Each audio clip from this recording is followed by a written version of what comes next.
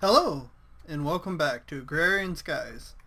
My name is Sandcrawler, or Ythmevge. Either one works most of the time. I know in the last episode I said we were going to be building a big reactor. I lied. We're not going to do that. Instead, I built the big reactor already. But we're going to be looking at the spawn eggs to start with. We're going to eat up here.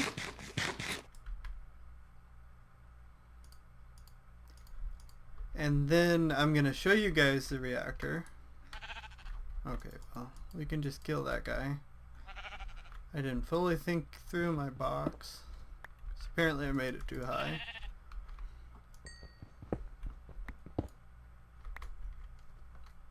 I don't need sheep. I have sheep. I wonder if this one's actually a pig. It is. I heard some of them are disguised. Like, I don't think... Like, if we look here. That might be a spawn villager egg. Yeah.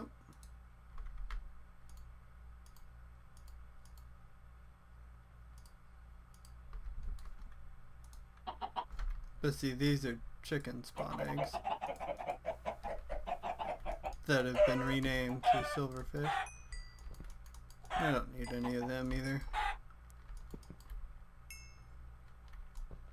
Come here, chicken.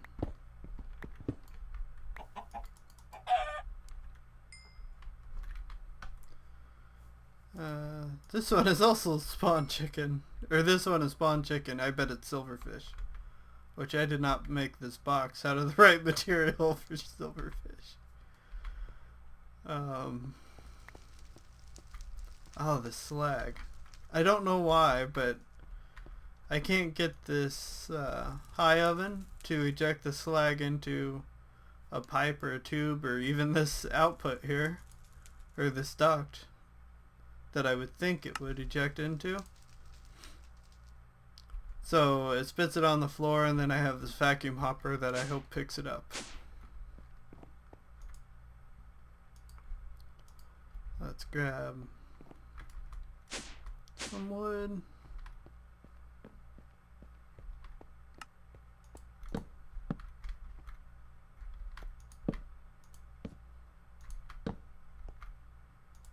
Yeah, this will be okay.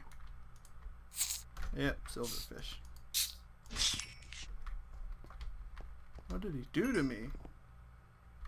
Did he drop a blaze rod? Hey, he did drop a blaze rod. I don't want him hiding in there either, so we're gonna make this taller. I'm gonna capture one of these guys. We're undying silverfish. He's kind of scary. Get in my safari net. Okay. Then I think... Hey, quit killing me. Oh my god, he's out.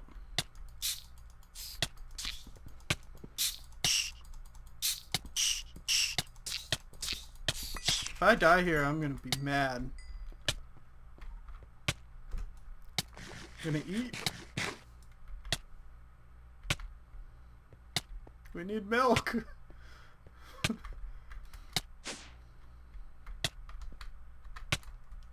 You know what? If I die, I'm gonna die right here. The vacuum hopper can suck up my stuff. Okay. We're done with the spawn chicken after that. I don't even know how he got out.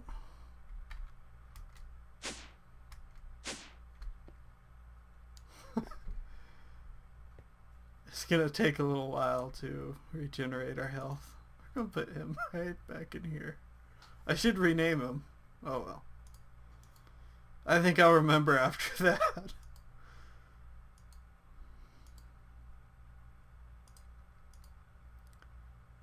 Silverfish.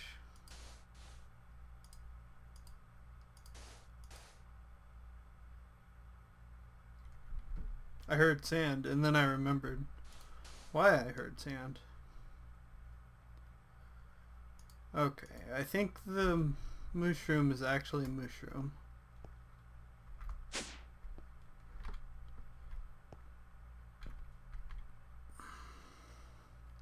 I got another blaze rod from him. That's kind of weird. I didn't know they dropped blaze rods. I know they don't in vanilla, but...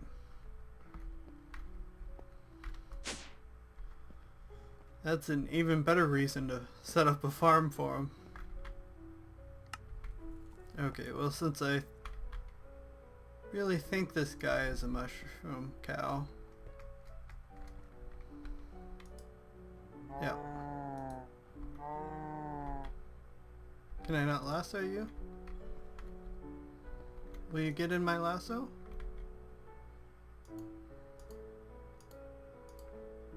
And the last one is the spawn blizz.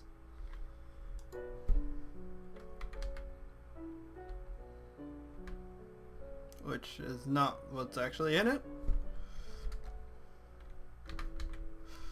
I think it's actually a blaze. Which means we need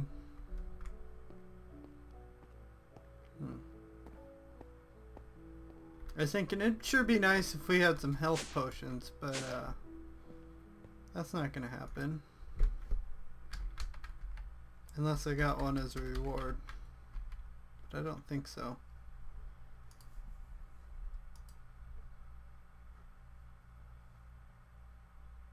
We could probably make one real quick.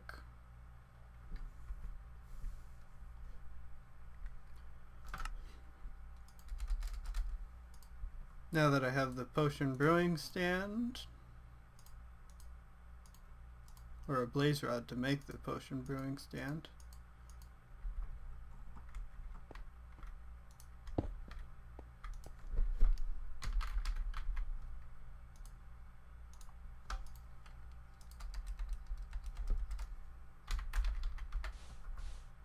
Get all those bottles. If you want to know how I got that many bottles, it's because Pam's Harvest Craft is making me extra bottles when I craft. Like when I take a juice and then I craft it into vinegar. In addition to the bottles of vinegar, it gives me the empty bottles back. Even though I didn't have to make bottles.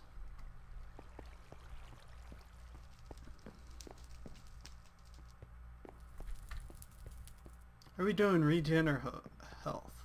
I guess we could. Yeah.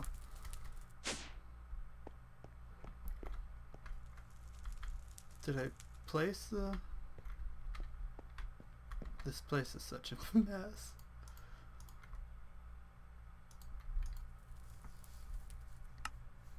Because we still have these two safari nets that came as a reward, and I have no idea what's in them. And then just the Jadedcat ones. Which I think the Jadedcats are dogs. This one I think is a blaze.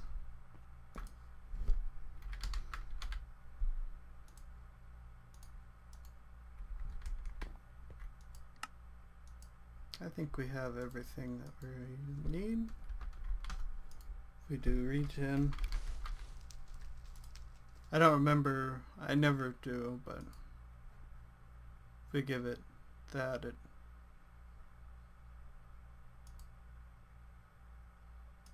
becomes a longer version. But can we extend that one? I don't remember.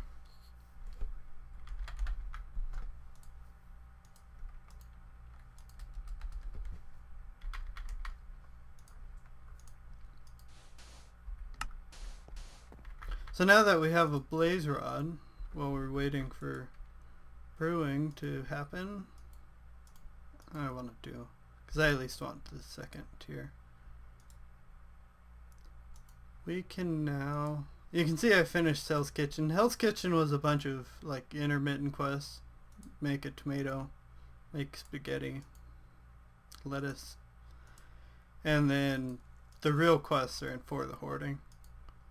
So 10,000 tomatoes. We're doing pretty well on our oak wood. We're 74% done.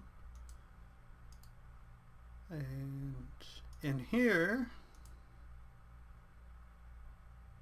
we can now make this auto brewer and finish this quest, even though we haven't actually gone to the nether. Although there might be another part that makes you actually go to the nether on that quest. I'm not sure. Yeah, let's try it and see what it does. I'm not sure why I'm hurt still.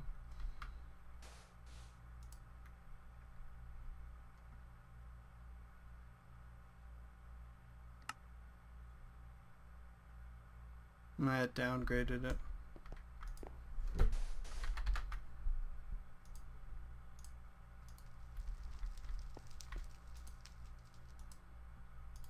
We'll take one of those and we'll check it right now.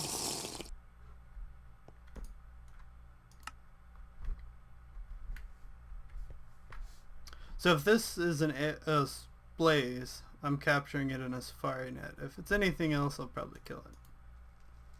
Well, unless it was a blizz, but it's not. Okay, we got our shorter regeneration potions.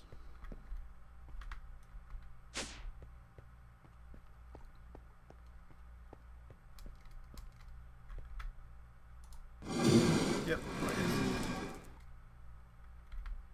I was afraid of getting it in time. Okay, let's see. Villagers were actually villagers. Mushroom is actually mushroom. And that's a purple dog that I almost want to just kill it. That's actually not even bound to me. Okay. I am getting rid of you. I don't like you. I don't like dogs in Minecraft. Let's take a look at our safari net. I can capture passive mobs in these safari nets, so since I'm out of lassos. Now let's see what this guy is. I have no idea. It's a mystery. A sheep.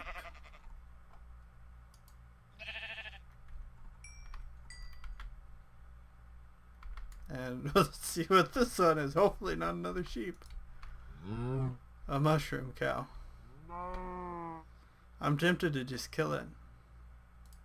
Oh well. Okay. Let's go dump this stuff off up here. And then I'm going to show you guys the reactor.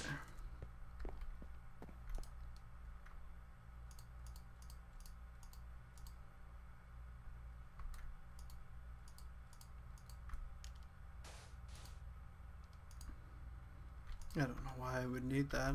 I don't need it. I need this. I don't even need these two anymore. And I need this wire.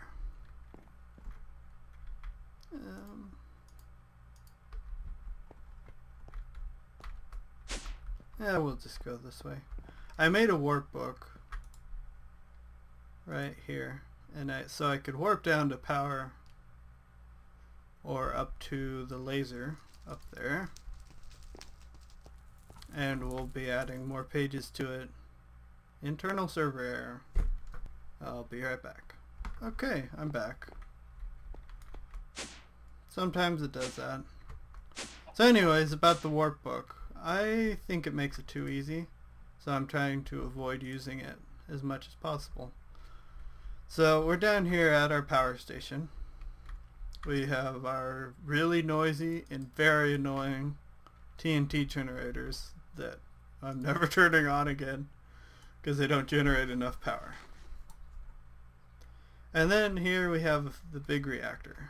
And I don't have any glass in it because that was complicated, so I used all reactor casings.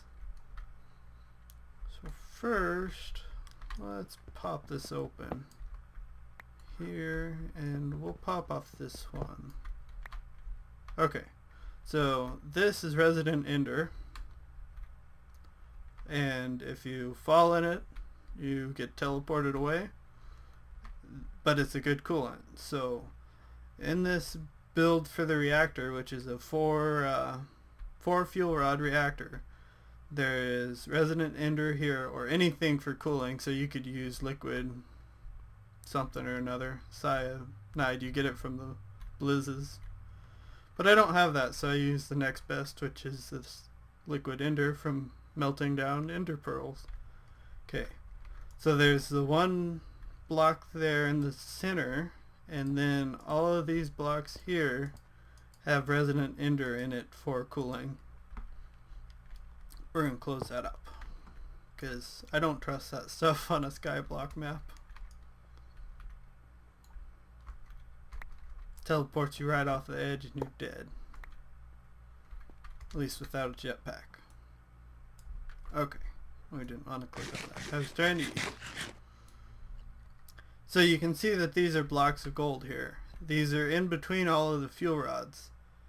I don't entirely know how to explain this, but it lets the atoms that you want go between the two fuel rods, or between the 4 fuel rods, to get the maximum efficiency out of it, while still being really cool, so that it doesn't use a lot of power, or a lot of the yellorium ingots.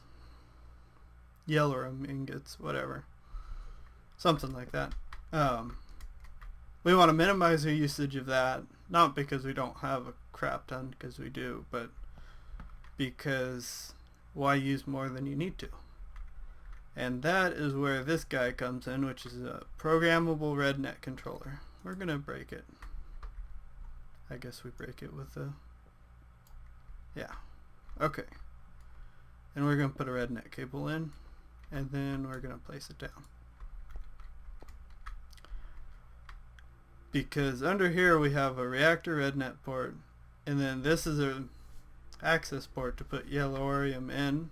This is an output port for the cyanide ingots, which is like the waste. Then this is the tesseract that sends it everywhere. Right now it's shut off because I broke into it. But it has this, if we shut any eye off, it has a capacity of 10,000 RF, so it'll last for a little while. And over here, this is really cool. I really like this part of it. And I was a little overwhelmed by this block when I first looked into it. But so we have white is output, energy output amount in the percent. So if we look back in here, that's the percentage of how full this is. Basically, is what it amounts to. And then we have input, change control rod insertion. That is, if we go up here, that is this setting right here. How far in or deep is your control rod? So at 0%, it's going full blast. At 100%, it's basically off.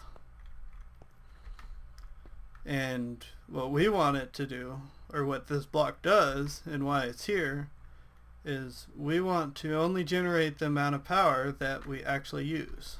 And so that's where this guy comes in. It actually saved it.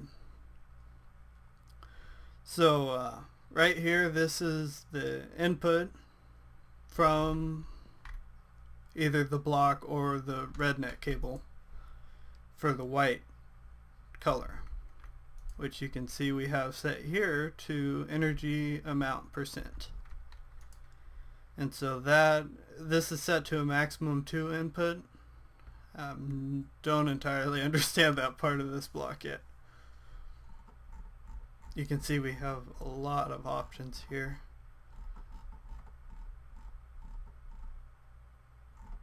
Basically, from my understanding of what this does, is it basically adds these two together and then outputs it back to this one. So we have it coming in, the percentage amount coming in, and then we're not adding anything to it because we want it set to the same. And then we're outputting it to the orange, which here is set to change the control rod insertion. So what this amounts to, if we flip the reactor on, is we're going to see it's going to generate here for a minute. And it's going to fill up, and then it's going to fluctuate a little bit, and then it'll find its resting point.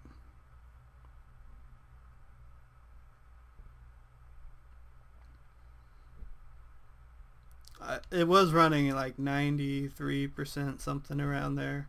We're using about 600-700 redstone flux, so we're generating way more than we're using right now. We're generating about twice what we're using. You can see it's going down too, because it's adjusting the control rod depth. And this is your fuel usage right here. So right now we're using 0.023 millibuckets per tick, and I think that'll get down to around 8.008. It might be up to 0.01 as I add more machines. And that's what I really like about this, is as I add more machines up top and connected to the Tesseract, this is just going to automatically adjust itself to compensate.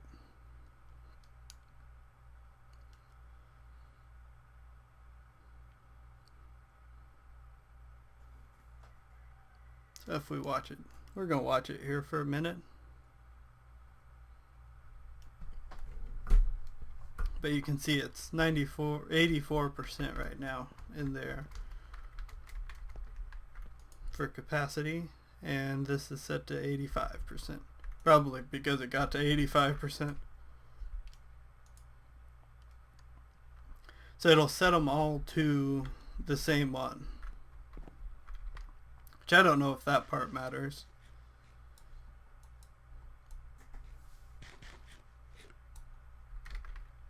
So if we look again, we're up to 87.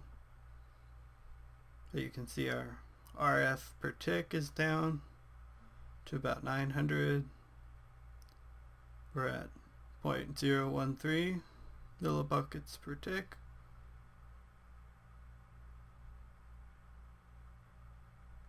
And I think that's right around where it'll stay. It might go down a little bit more, but we're getting pretty close to our actual usage. And so you can see our casing heat is pretty low, and our core heat is pretty low, which is exactly what we want, because that makes the millibuckets per tick go down. And so that's the reactor. It'll expand. I can build it taller fairly easily just by adding more of these reactor casing blocks. The ones on the side get turned into a different look, but they're all the same. We can just add more of these and more fuel rods and gold, and just move the bucket of enders up.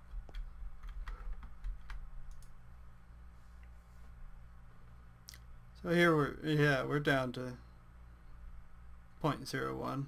We're using about 624. I think that's where it's gonna stay. So 91.7. I think it'll probably have these set to 92. Nope, 91. So yeah, I really like this block. It does exactly what I wanted it to, and it does it well. And so we almost never have to come down here. I have to set up some way to get the yellorium down here, and the cyanide ingots I can get out really easily by just putting an item duct right here, because this will automatically get checked out, I believe, and then put it into the Tesseract, and it'll get imported into our ME network.